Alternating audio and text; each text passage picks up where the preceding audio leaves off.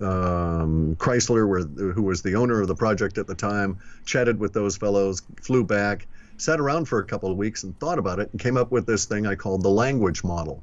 And so we only stored each line item once thereafter. Right. Okay. Just and then we went out.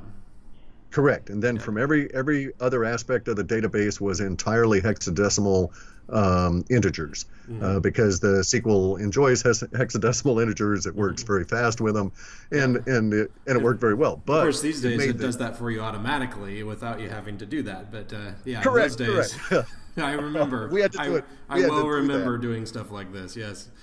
Right, but imagine the union that then goes on, right? Because there were only 7 tables, we had no temp tables, and we had a very complex 7-way union that I illustrated with a big U, and it worked beautifully. As soon as you would type in the query, you'd start getting a response back in about 3 minutes. And so customer was thrilled, Microsoft Consulting was thrilled, everybody is happy. And I go away, and about 3 weeks later, I get a call from Microsoft Consulting Services saying, "Hey, Guy, our programmers can't figure out how to make a query now because they don't understand the 7-way table join, right?" Yep. So we had to unpack it a little bit, make it about 15 tables, and put in an interface that looked like regular SQL standard 2, you know. And then from that point on, they were quite happy with it. But it got me thinking about language, and so I started thinking, okay, well, I'm sitting here, internet's coming out, and let's see what all these people are chatting about. So I wrote a couple of spiders. This was still when we had robots.txt. Are you familiar with that?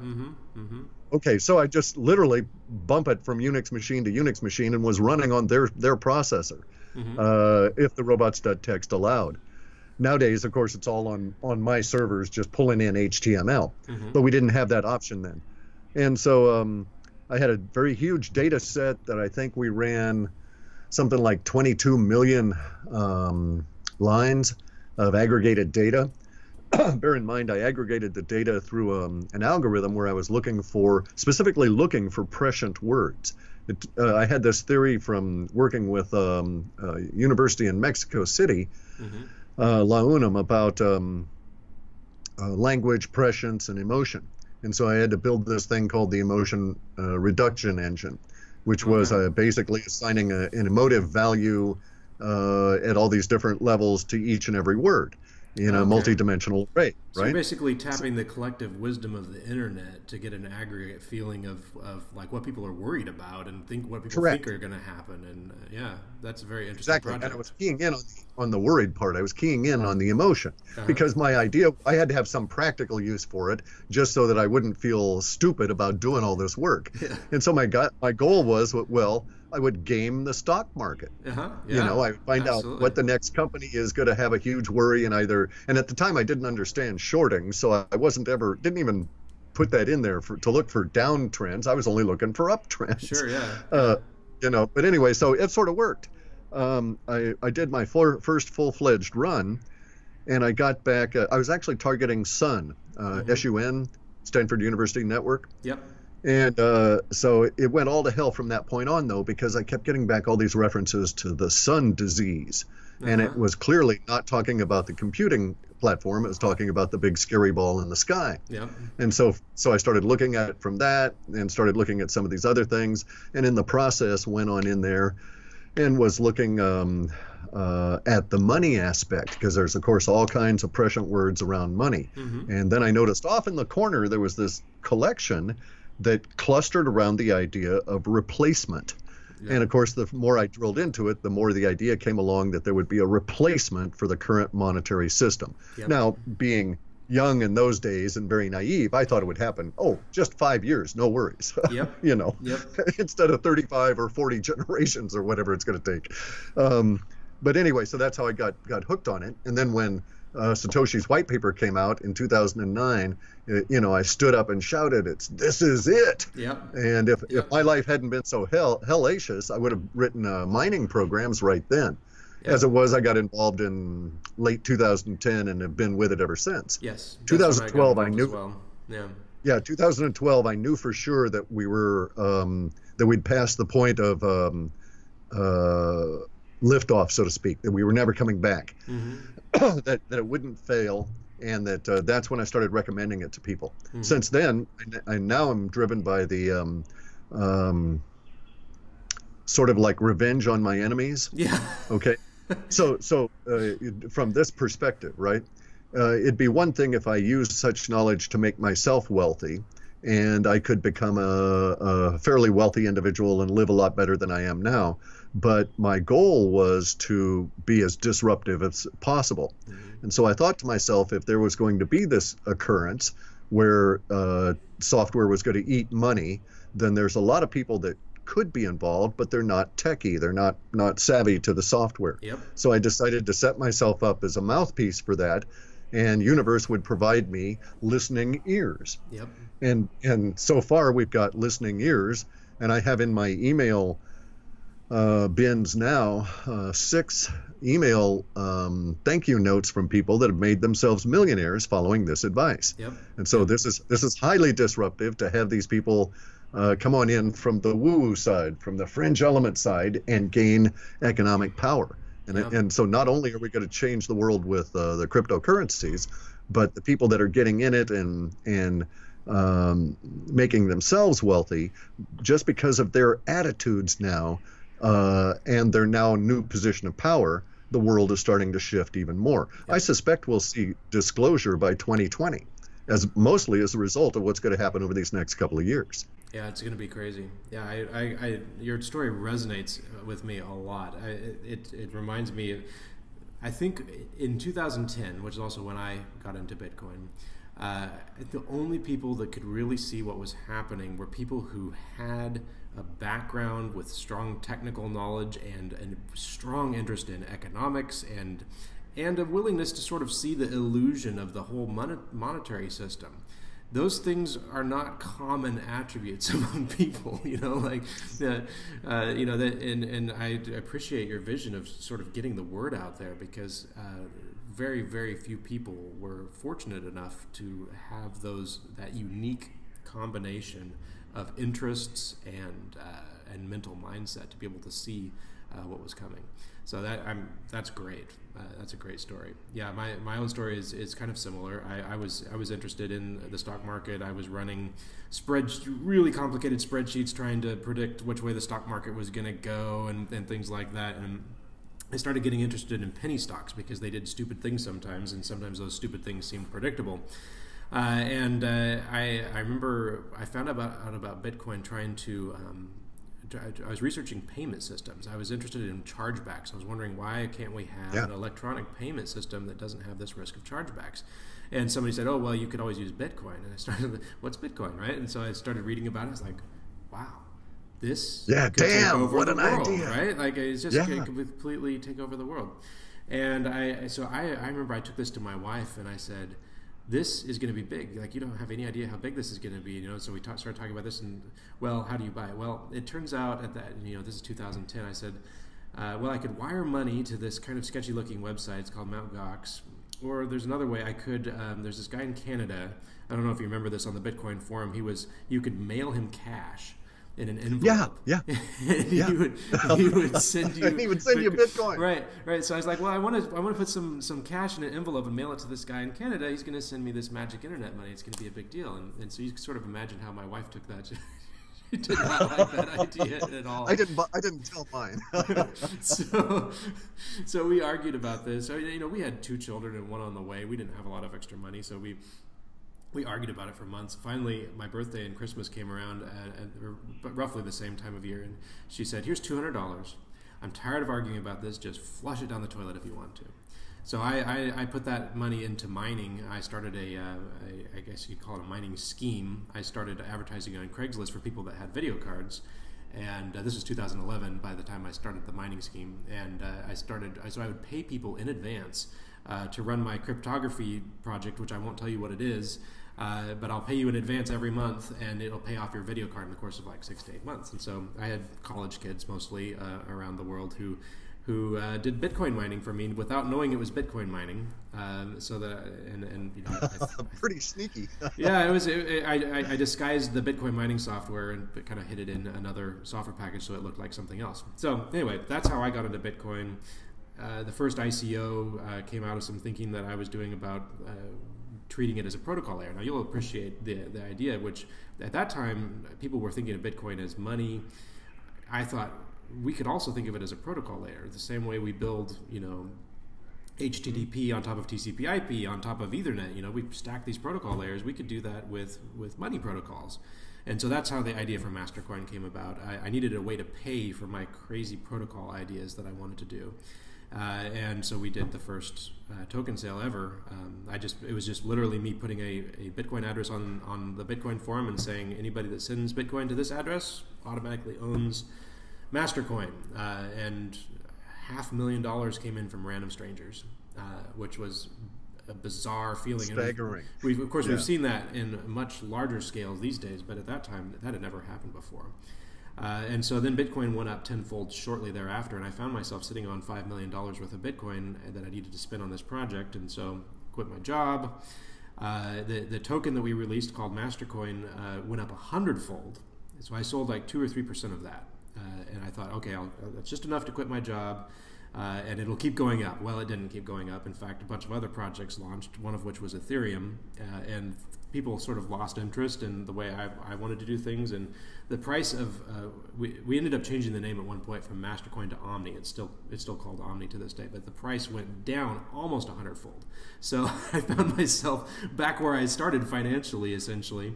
A little better than if I had done nothing, but still, you know, I had to go back to my day job because I didn't want to sell all. Like I had put all of my Bitcoin into Omni, and I didn't want to sell my baby, you know. So I was like, well, I have to either sell some of this or go back to my day job. So I went back to my day job and I worked there for a few more years actually until this opportunity came up with UpToken. So.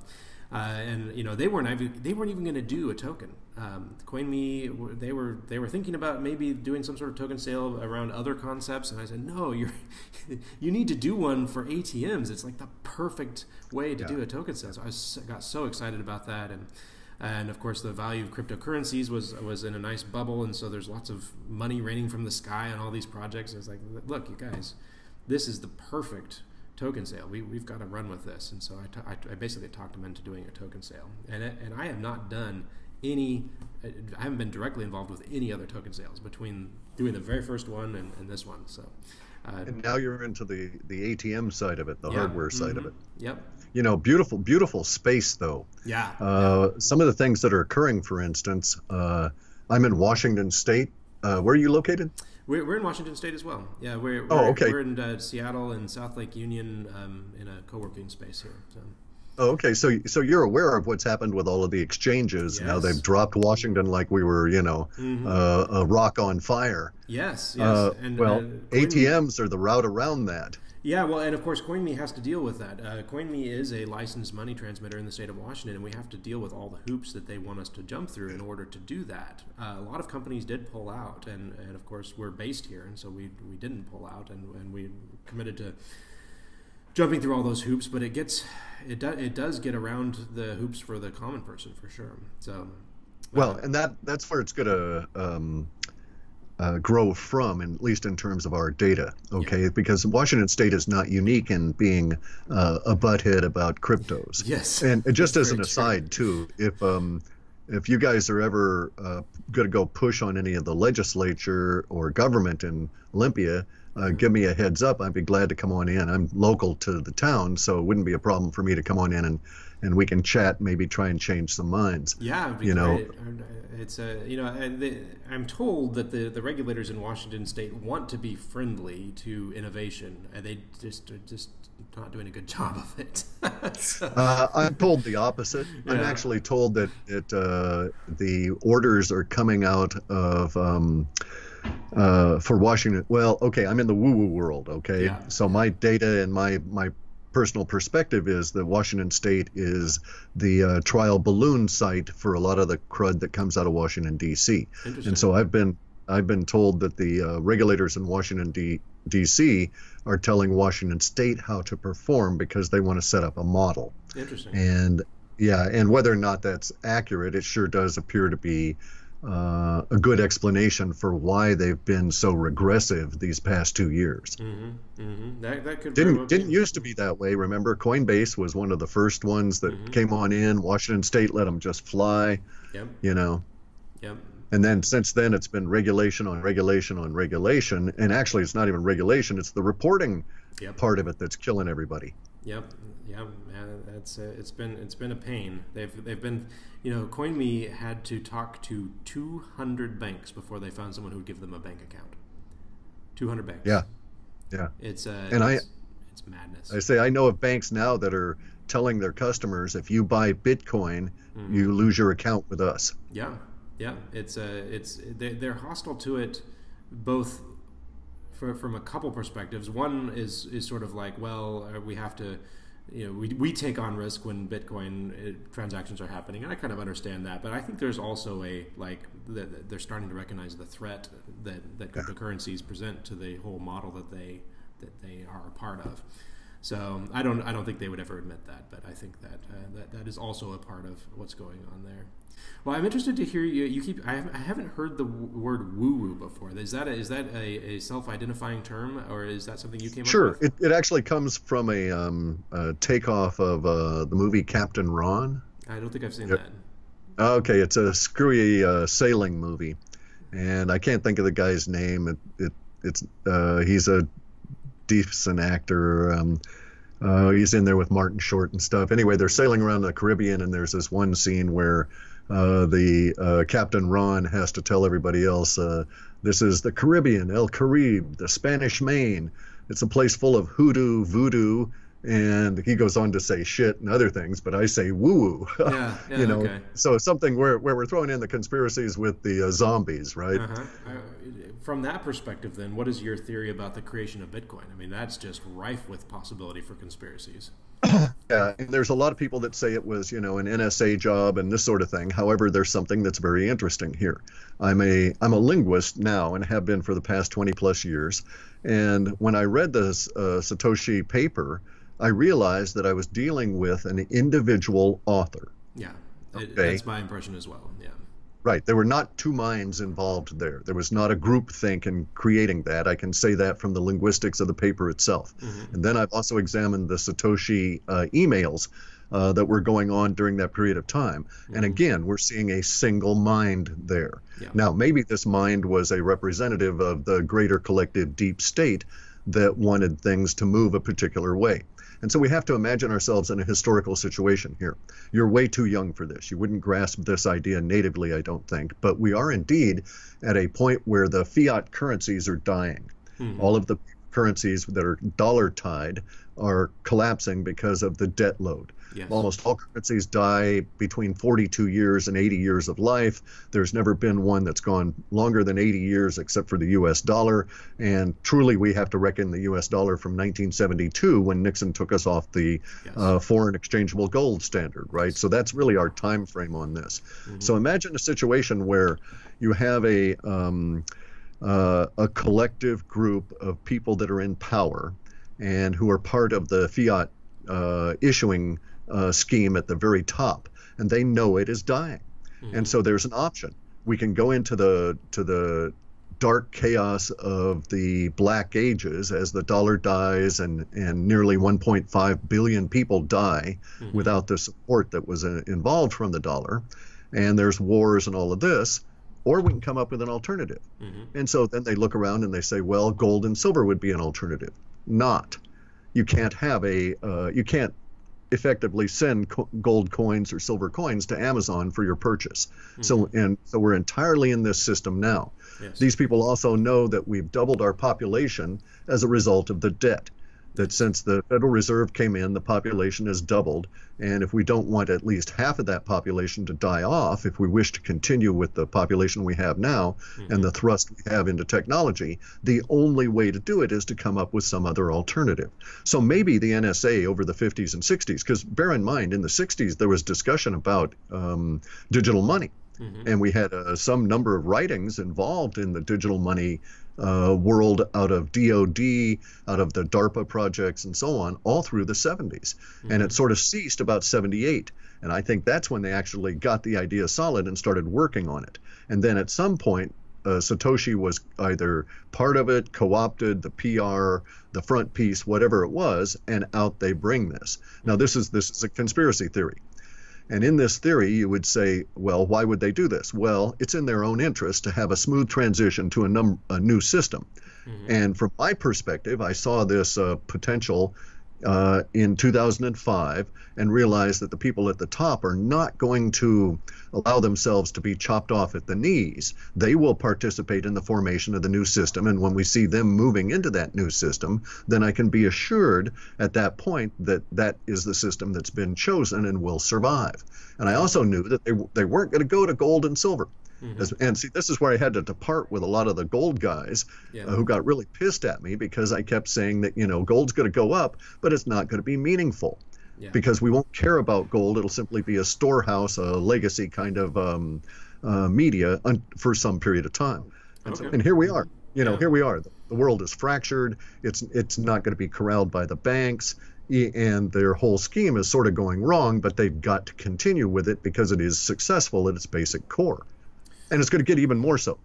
Think of the trillions of dollars that exist now captured in fiat that have no place to go. Okay, so they can buy gold, and it would drive gold to, $500,000 an ounce maybe, but it's still useless as a currency. Nowadays, we've got the cryptos, and boy, now we're really moving. Yeah, that's the same realization that I had very early on. As I drew visually bubbles of the size of the various monetary systems. How if I put a bubble of how many $1 trillion is the stock market next to a bubble, how big is the money supply in all the banks, and a bubble for all the cash in the world. I looked up all these numbers, I drew all these bubbles, and I drew Bitcoin as a bubble. And at that time, Bitcoin was barely a pixel. In this giant thing of, and one of the bubbles, the derivatives market was so big, I could only fit like a corner of that bubble onto the picture. Like it was just like this huge, it's like the size of the sun compared to, the moon. It's just so much bigger. The derivatives market, trillions of dollars. And obviously these are quadrillions. Yeah. And the foreign exchange and all of these absurd numbers, if you imagine even the tiniest fraction of that moving into cryptocurrencies, and I can easily imagine a large fraction of moving into cryptocurrencies, you see the current valuations as laughably small, and I don't know. We're there now. It is laughably small. I actually think that between February of this coming year and February of the following year, we'll cross the adaptive valley from innovators into early adopters. And I think we've only really gotten maybe about half of the innovators at this stage, but now we're starting to get publicity, and so we're going to shoot into the early adopters. So imagine a 100-fold or a 1,000-fold or a million-fold interest at a social level in cryptocurrencies. Yes. And I'm finding, very few people these days when I talk about Bitcoin are like, I've never heard of that. Every once in a while, I still run into somebody who's like, I don't know what that is. But usually they've at least heard of it. And that's a pretty wide awareness. And I live here in Seattle, so maybe, it may be a little skewed technically here versus other parts of the country and certainly other parts of the world. But it's definitely gaining some momentum. And it really concerns me what is going to happen if and when fiat currency does collapse, with the idea of, even if they're not printing it all the time, if people don't want it, it has no value, right? Like if everyone's trying to move to cryptocurrency, grandma's savings account becomes worth zero. And I'm very concerned about grandma and the fact that she's never going to get cryptocurrency, never going to be able to understand it probably. And what's going to happen to these people that aren't able to make the transition mentally or just conceptually, to be able to make that leap of, from fiat into crypto. They could be incredibly harmed by the economic transition. And I think things like what you're doing help a lot. But there's well, we run. I've also branched out. I've got a friend of mine, Joe, in Tampa, who does videos on getting started, He also does consulting to help people through. He's helped a number of people get involved with that. Bix Weir is approaching it from another side, so it's spreading out. We have basically only about 6 or 7 months now, though, before we reach into a major level of social disruption as the currencies are heaved about. Yeah. Won't hit Russia, won't hit China as bad as us, but of course they have vast quantities of dollar holdings, and so they'll take a hit as well. But I agree with you. It's it's the our aged elders that are of most concern, because they will be left out. And then also there are the people on the other end of the spectrum, the very young, who have yet to be able to get any kind of a financial security under their belt, so to speak, because they've been running into the dying fiat system as they're trying to come into a productive workforce. And we have to admit that our social order has gone all to hell in terms of getting people motivated to be workers and, challenge themselves, etc. Yeah. Yeah. So I figured, an old bald guy out here saying, hey, look, this shit's making money for me, and, this kind of a deal, right? Yeah. That's why way back when I decided I would not. So I bought some. I was still an investor in Bitcoin right after Mt. Gox was when I thought, oh, hey, this is great. Love the idea of this giant crash. Yeah. And I was able to actually buy some Bitcoin because it was going too fast, And Mt. Gox was screwy as hell. I never dealt with them. I was actually having more trouble dealing with the exchange in Poland at the time. I don't know if you were aware of them and the machinations you had to go through to get any Bitcoin out of them. I vaguely recall hearing stories about that. I stayed as far away from the exchanges as I possibly could because I was like, they're going to get hacked. It's just any complicated system becomes unraveled like that. Yeah, it's absolutely. Yeah. It's the biggest. It is. It's the biggest honeypot, the biggest prize for finding exploits that exists is these exchanges. And there's really brilliant people in various Eastern European countries sitting in their underwear on the couch that all they do all day long is think about how to exploit cryptocurrency vulnerabilities and smart contracts. I know a couple of these guys. Right. So I prefer not to stay away from the exchanges, and if I have to use an exchange, I use it as briefly as I possibly can for exactly that reason.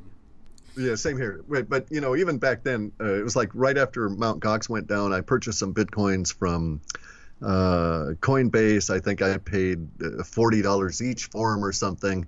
And that was the last. From that point on, it dawned on me, well, we'd actually achieved network effect because there was a local place in Olympia that would accept Bitcoins. I can't remember who it was at the moment. I thought, aha. And then I knew that we were going to go really solid with Bitcoin. So I changed my stance and started earning in Bitcoin. So I just put it out that if you wanted to buy my report, you could buy it with Bitcoin. And it wouldn't be as expensive as those pizzas. Nice. Yeah. And so since then I don't purchase, I just earn in it. Yeah. Huh. Interesting stuff though. But talking about the ecosystem and this sort of thing, I was so irritated because of the DAO, right? Yes. Because I'm sitting around here, I'm doing my reports, looking at all this stuff, examining this, and it struck me when I was reading all of the GitHubs and all the literature about the formation of the DAO and the releasing of it, and the opening of the system, I kept thinking, well, there's a lot of stuff missing here. Nobody has talked about what you're going to do if someone writes an aggressive bot. And so I was going to do that. I was going to write an aggressive DAO that would go on out there and gain vast quantities of coin off of people. Now, my idea was to be a stand-up guy and return the coin and tell them, okay, I burned you just so you would learn. Here's your coin back. Right. Don't fall for it again. Yes. And then this other guy came along and beat me to it, and he wanted to keep the coin. Yep. Yeah, that's. But there's still two types of bots they never wrote. They never wrote a nasty bot, and nobody ever wrote a sneaky bot. And so that's still open for us. I think we still have to go through that learning phase here. But a lot of these things are predictable relative to the ecosystem. And now that I'm pretty sure we're going to cross over into the early adopters, I expect we're going to go through a big hiccup in getting those fellows off their couch and getting them more aggressive to get at the honeypots once we get into February, March of next year. But it shouldn't matter at that point. well, the current cryptocurrencies should be so large, we'll be able to take a few hits and not really worry about it much. Yeah, the honeypots are going to get so big at some point that you'll be able to, fund an entire research division at a university to do one hack, and it would be vastly profitable. And I'm not saying a real university, but that scale of research would be profitable if the exchanges continue to get as bigger. And I think really the only long-term solution that works is decentralized exchange, where I and you in a decentralized peer-to-peer way trade the cryptocurrencies that we want to trade. That was one of the things that led me to do Omni, and it literally has a distributed exchange built into it. You can go onto Omni today and trade between Bitcoin and Omni and other things like Tether and MadeSafe that are hosted on Omni. But people don't like there's the slowness. Like, you have to wait for the Bitcoin transactions, on an exchange, you can buy right now and sell 10 seconds later, right? But on a distributed exchange, you have to wait for the blockchain to record each step and to make sure that it's actually in the blockchain. So yeah, you can trade, but you have to wait 30 minutes, before it's really a done deal. And people they're just not used to that paradigm of thinking. But if you compare that to the risk of putting, however many thousands or in some cases millions of dollars onto an exchange, the risk profile is so much the risk reward ratio is all shot to hell. Well, the thing too about the exchanges and the waiting, we haven't been trained for it. And then there's the other downside to it, like Ether Delta. It's easy to game. Okay. And so you're going to be able to get some of the noobs involved by, you got 1,000 shares or 1,000 Ether, and you're dealing, trading in, something, Veritasium or something. Mm-hmm. And so you sell off Veritasium at deliberate under the market, so you keep driving the price down and then come in and do a big swoop at the end. You see this happening over and over again. Tons of market manipulation happening. I even see it. So and the people that own the coin sometimes have no control over it. Like, I saw it happen to Omni once. I was like, who is driving the price up and then crashing it? And it was clearly somebody being very manipulative, trying to get a certain price pattern to get people to do a certain thing and then exploit that. It's just right. And so social exploits as opposed to software. Yeah, absolutely. And but in the end, it's better than the pooled approach, in my opinion, because the exchanges are vulnerable. One day they'll be caught out. They like Mt. Gox, they won't have enough in the pool to do settlement as people try and get out, and they're subject to manipulation as it is. Yep. And in fact, many of them are probably manipulators themselves. Yep. And we've seen that as well. Yeah, so distributed exchanges are the way to go. I'm looking for the smart contract approach to show up for people that don't have time as an issue. Yeah. So in other words, I might want to sell 5 Bitcoin, and I don't care if it happens today or tomorrow. Yes. And I could put them into a contract and tell the contract, I want you to negotiate in these particular parameters. And if you get a good deal, fine. If not, come back and tell me, and we'll try it again. Yes. And then if it meets the parameters, and it takes 3 to 5 hours to close because of everything going on the Ethereum network, because of ICOs or whatever, big deal, Yes, and that's the kind of trading that we need to happen. Essentially what you're talking about there is kind of a limit order. I want to sell this price, and I'll kind of wait for someone to come along at that price. And it's an order book. And you can have a 2-sided order book on the blockchain. We do on Omni. Hardly anybody uses it, but it's there. Yeah, I just don't understand. Well, also there's another component that's lacking, though, at least in my opinion, and that is that I want to have my bot be able to analyze who it's dealing with.